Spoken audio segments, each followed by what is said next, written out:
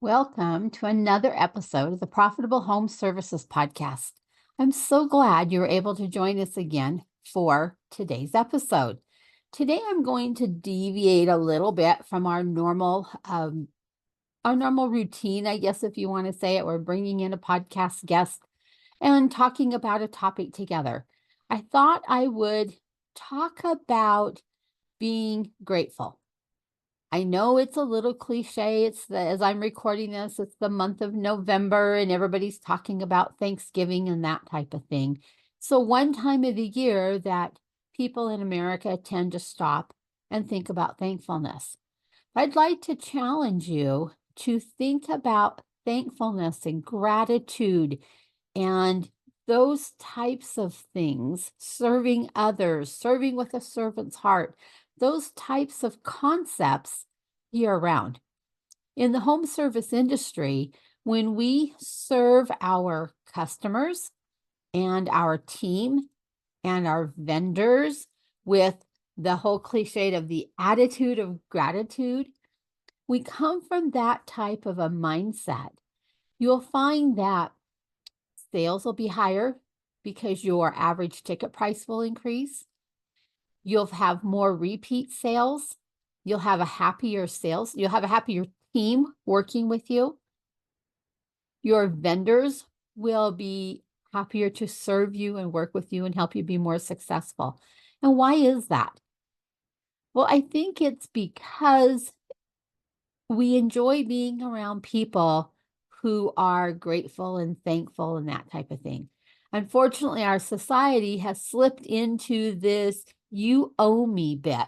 And I say, baloney. Nobody owes anybody anything. Only by the grace of God are we here, and only by the grace of God are we so blessed in this country, in our businesses, and in our families. So I'd like to challenge you to do a little mindset shift today. Follow along with me as we explore the topic of thankful and grateful and those types of things, appreciation. Lately, we've been digging into the whole 5 languages of appreciation in the workplace in one of my coaching groups. And that has been a great topic as we explore how can we show appreciation, whether it's in the workplace, whether it's in your home, your family life, with your loved ones. How can we show gratitude? How can we elevate our employees so it's more than just punch the time clock and get a paycheck? How do we elevate them so that they buy into our vision? They buy into our dreams for our companies. They buy into the day-to-day work, and sometimes it's a grind. I will acknowledge that. I've been in a grinding series of time this last couple months myself.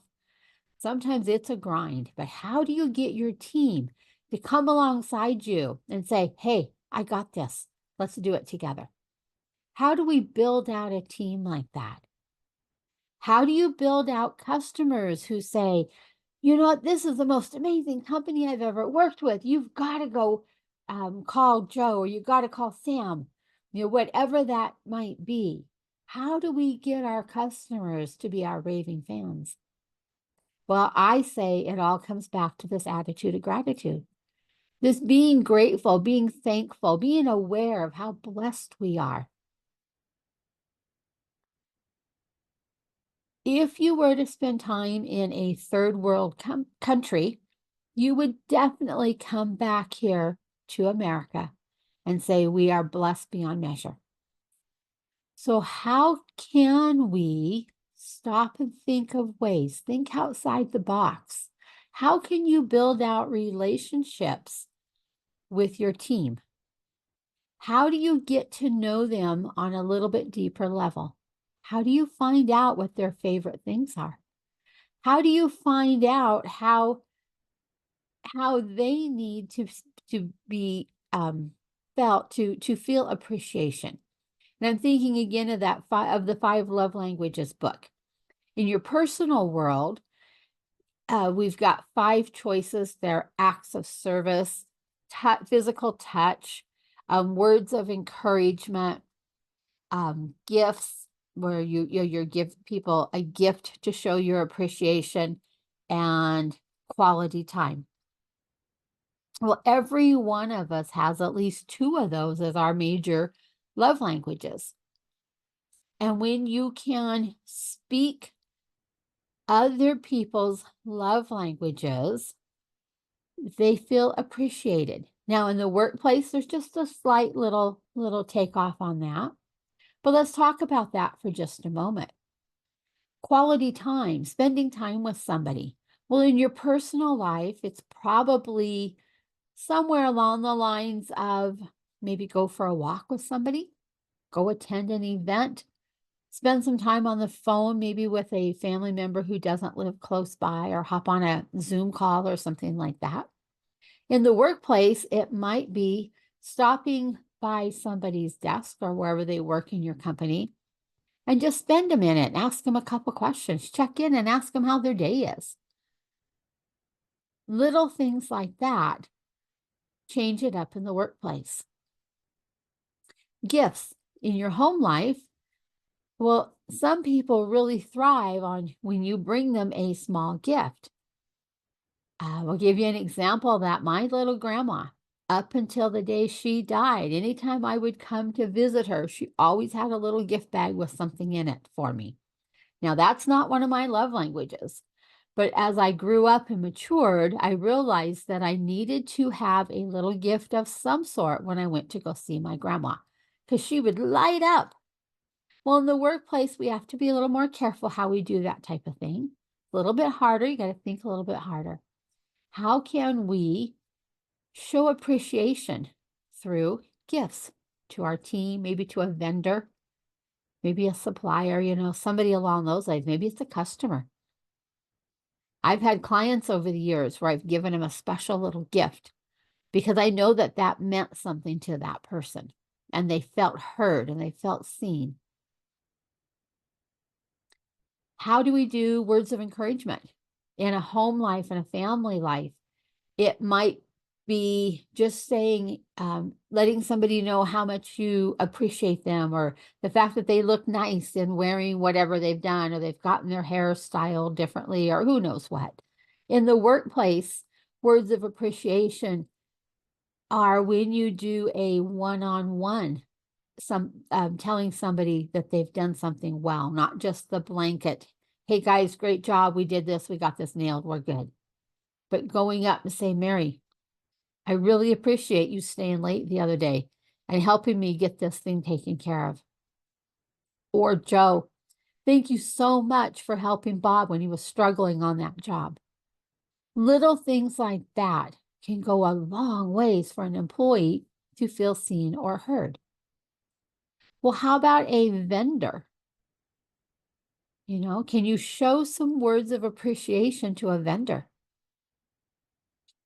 Maybe they've gone above and beyond and gotten something in or ordered something in for you that you had requested and you needed, and they went above and beyond. How about a quick phone call or a card, just a little thank you card that goes out in the mail? Nobody sends thank you cards anymore, so they're very well noticed when you do. How about something along those lines? So I want to challenge you to just stop and think, where can I show some appreciation? And I'm talking heartfelt appreciation, not just we're going to throw out an appreciation email to all of our customers and call it good. The kind that you've seen. Hey, we're here for you. Just want to thank you for your business, that type of thing. I'm not talking about that. I'm talking about building a relationship. I'm talking about challenging yourself to think outside your comfort zone, to look outside your industry and figure out what's working in other industries and how can we pull that into our industry. I know in my own office here, we celebrate a client's anniversary with us with a little gift box. Nothing big, but a little gift box and a card that just says how much we appreciate them and their loyalty to us.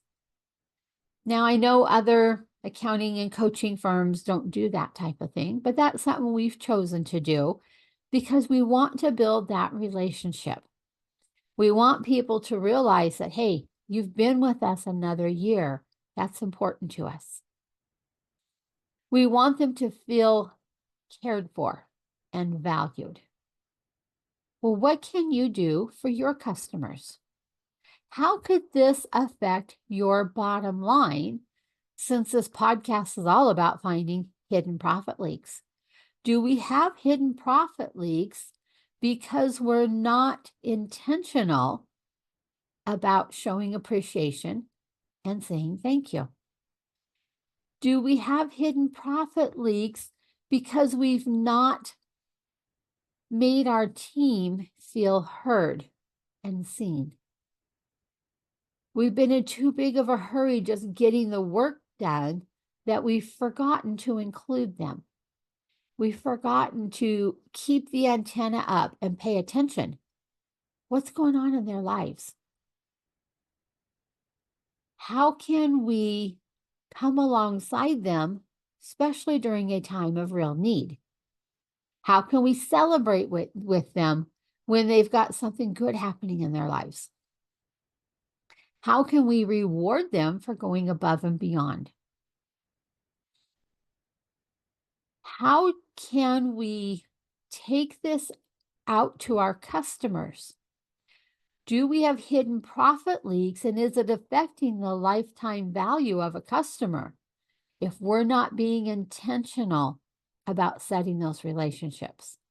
If we're not being intentional about picking up the phone and calling periodically, not because you want anything or need anything, just calling to say hi, checking in to see how things are going.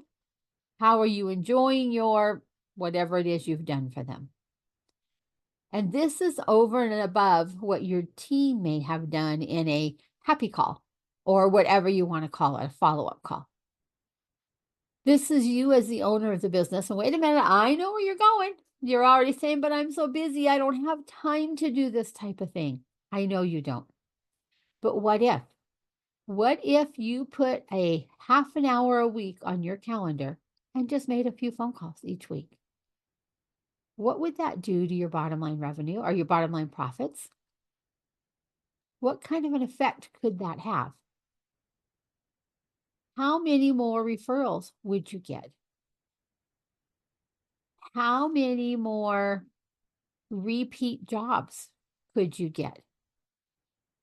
And I'm not saying do this just because you will reap these things. Those are just the natural benefits of what happens. But I'm saying do it out of a heart that cares, a heart that says, my customers, my vendors, my team are so important to me. And for some of you, this may not come easy. You may not have been raised in a family where you intentionally did things like this. You may not have been raised in an environment where people said please and thank you. You may not have been raised with the training of a little grandma who sent a thank you card for everything. It didn't matter how small it was. Out in the mail went this thank you card. And we knew grandma appreciated whatever it was we had done. Not everybody's. Some of you, this is a big stretch. This is a big mindset shift. But I'd like to challenge you to take some time this month and look at your heart. Do you value your team? Are you treating them in such a way that they feel valued and they're seen and they're heard and you're listening to them? Do you value your customers? Are you treating them in that same way? Customers have this wonderful ability.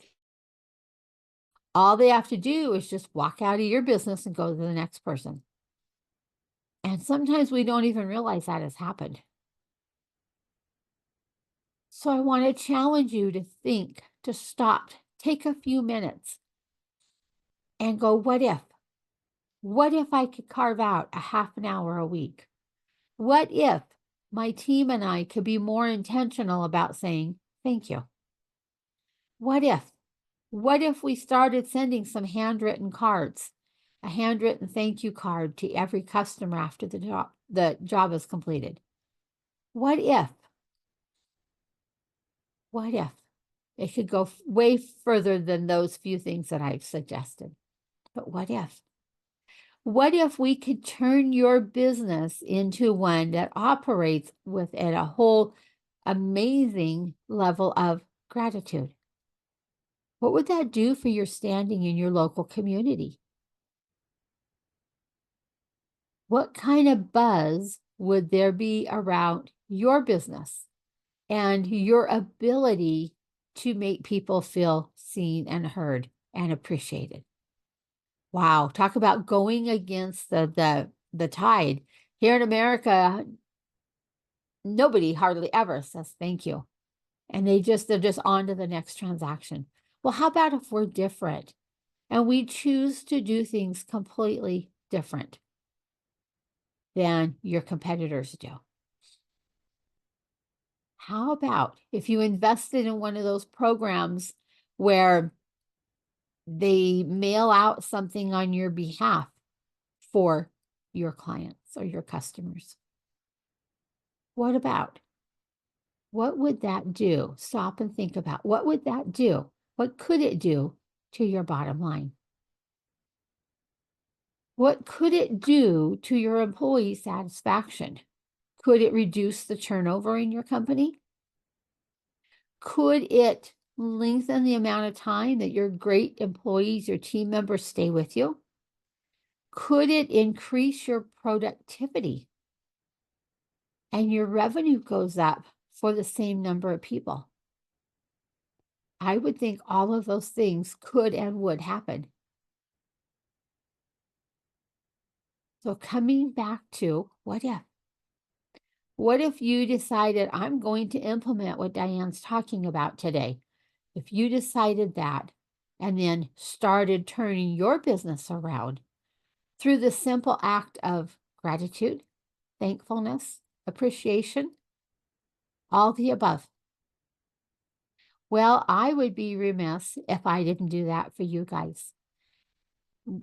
If you've checked the show notes at the end of any of our episodes, you always see a free copy of my book, and you can see it on the shelf there behind my head, those of you watching on YouTube.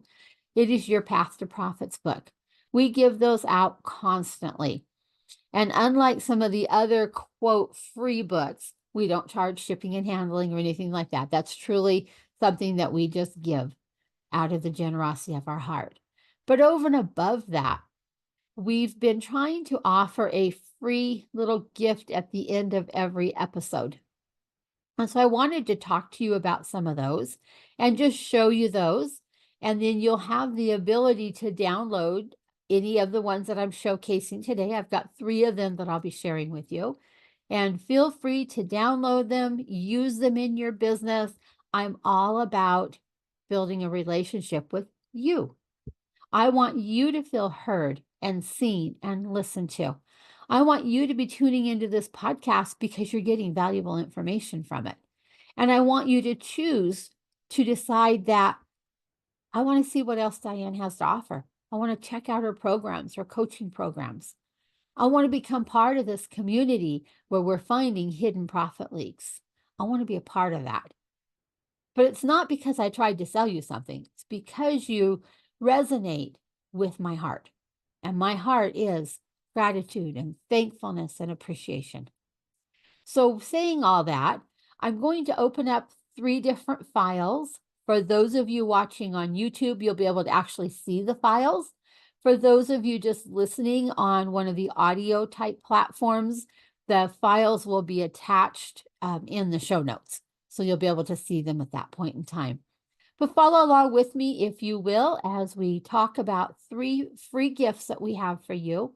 And I just want to say thank you so much for listening to this podcast. We've recently passed our 1-year anniversary, and I'm so happy and so proud of that. And that is just a small milestone, but it is a milestone to make it a full year doing our podcast. So let me share my screen and we're going to talk about my first one is called Your Monthly Nut. So let me get my screen up here.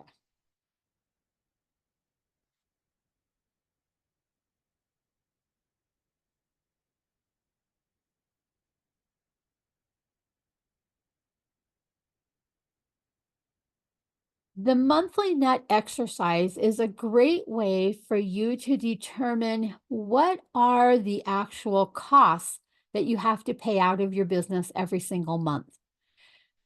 We all have fixed costs and then we have variable costs. Fixed costs are things like your rent. If you've signed a lease, you can't easily get out of it. Fixed costs might be your utilities or some insurance, those types of things, phone bill, things that are fixed. Loan payments, they are fixed. They happen every single month, whether you have sales of $1 or a couple million, it doesn't matter. Those are fixed costs and they're going to sit there and happen every single month. Well, then we have variable costs or fluctuating costs.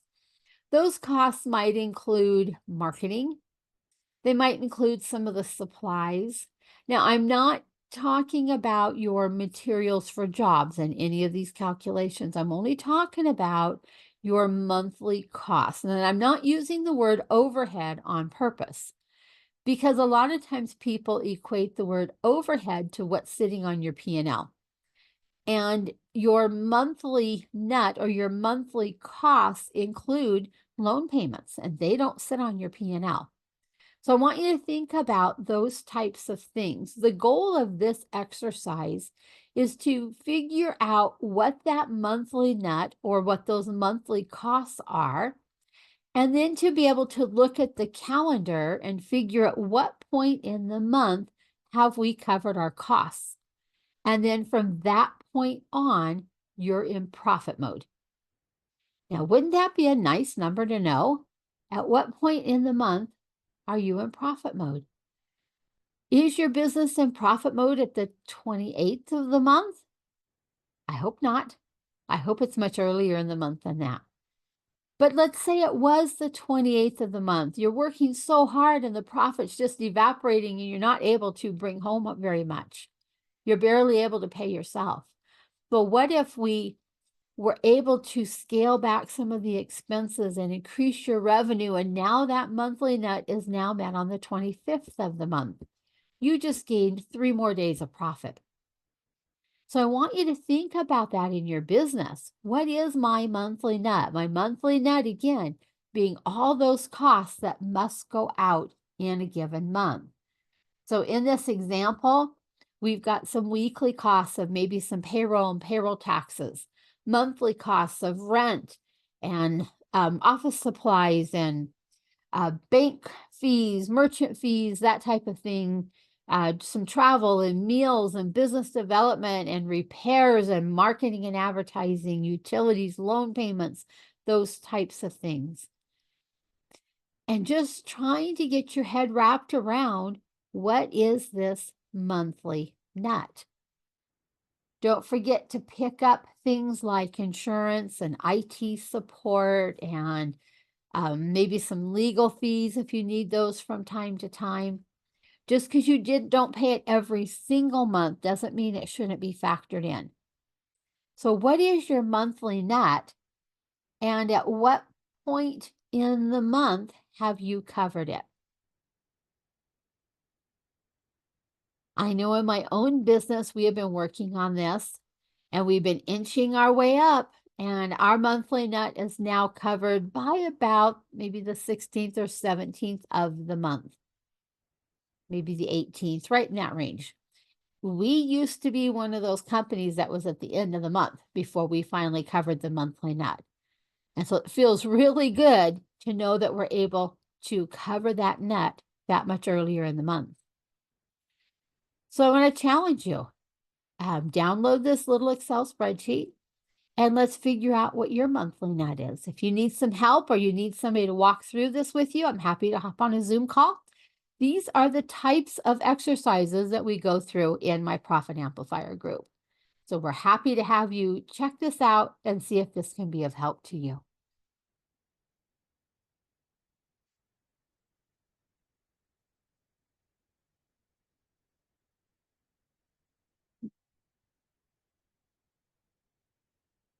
We hear all the time how important it is to track ratios and KPIs. But if you're like most people I talk to in my coaching groups, it's like, well, which one should I be tracking? There's so many different ones to track. And which ones are most important and which ones aren't? Well, in my coaching group, we worked through this as an exercise over the course of probably a month as we dug into what these different ratios mean. And then each of my coaching members were able to choose a couple ratios that they were going to track for the next few months. So I would say pick two or three. Don't try to pick 10 or 15 because that's too many. I'd rather you start slow and build your way up. Now we have things like financial ratios where we might be comparing our revenue of this period maybe to last period. We might be comparing our cost of goods sold number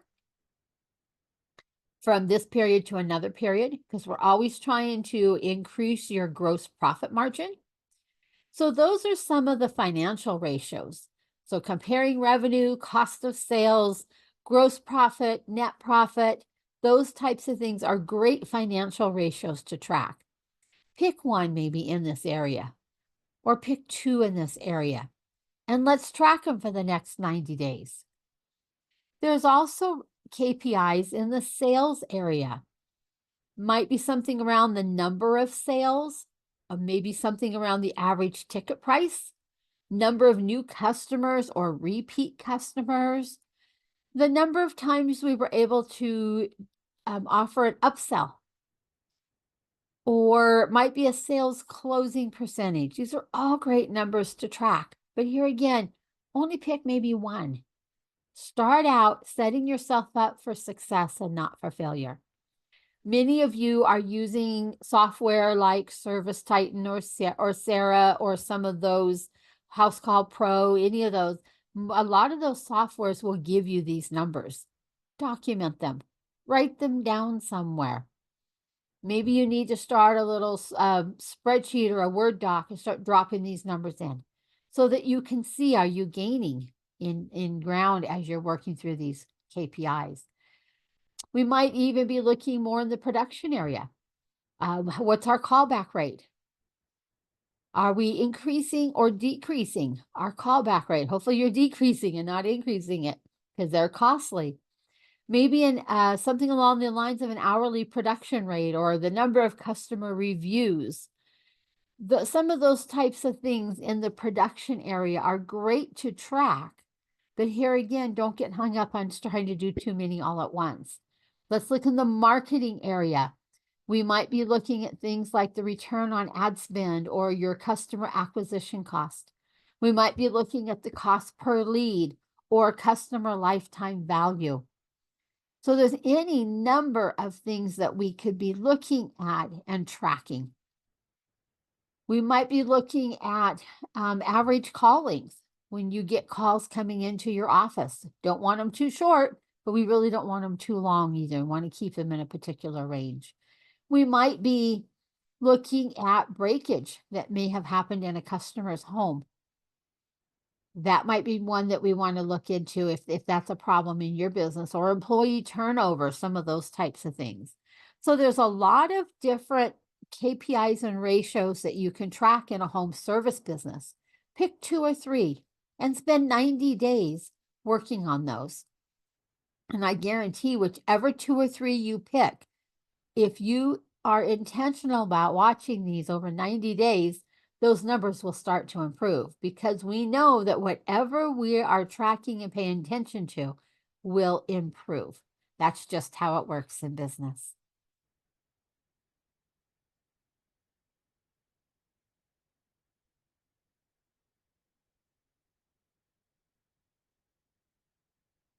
What would it be like if you had a tool that could help you plan your next quarter simply. Well, I'd like to show you this particular tool that we created. And it starts out with what went well with this quarter? What did you accomplish? What did you improve on? And what can you be proud of? Document some big and some small wins that you had this last quarter. Then on the flip side of that, what didn't go so well this quarter? Did you have some mistakes? Did you miss the mark somewhere? Are there areas that need some improvement? And did you waste too much time and energy on something that maybe we can fix for the next quarter? Then we're going to start looking ahead at this point. What should you be working on this next quarter? Where should you be putting your time and your effort? So identifying what does your ideal day or week look like? What do you want more of or less of in life? And what SMART goals can you set for yourself over the next 90 days? And we know that SMART goals are important because they can be measured, they have a time period on them, they're relevant, those types of things, as opposed to just a dreamy type goal. And then what are 3 things that we should prioritize to accomplish by the end of next quarter? Setting up for this next quarter. And my last one on here is what are some ways that you can be accountable during next quarter? Is there somebody on your team? Do you have a business coach like myself who's working with you and can help hold you accountable to meeting these goals? Because we know that accountability goes a long ways towards helping us be successful.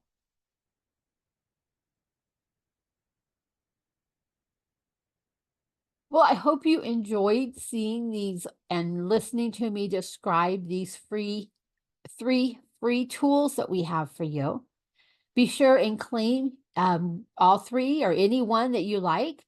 We don't, we're just here to give and to share. My whole idea is to give back to the home service community. I am so I'm trying to think of the right words. I'm very adamant, very excited, and very passionate about helping home service businesses become more successful, more profitable, have a better homework balance in their life, where they're spending times with their families. They're better moms and dads and spouses and aunts and uncles and grandparents, whatever their role is in life, that they're better people in those roles because we've taken some of the stress out of their business.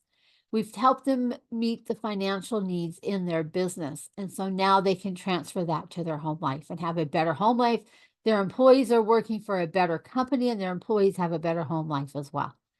So that is what we're passionate about here at the Profitable Home Services podcast, which is also the Profit Transformer and Profit Amplifier coaching groups, and soon to be adding in the Profit Maximizer coaching group as well. So we just want to thank you for listening to the podcast. I'm hoping you're getting valuable information. Our hidden profit leak for this episode is going to be not being thankful. What is that costing you? Or not being intentional about being thankful. Let's use that one.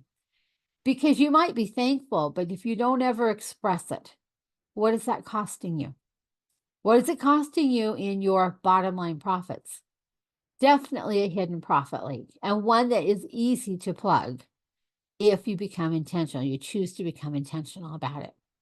So once again, thank you for joining me on the Profitable Home Services podcast. I know that you're busy and that you have a lot of things on your plate, so I'm so thankful you chose to spend part of your day with me. Have a great rest of your week, and we'll catch you on the next episode.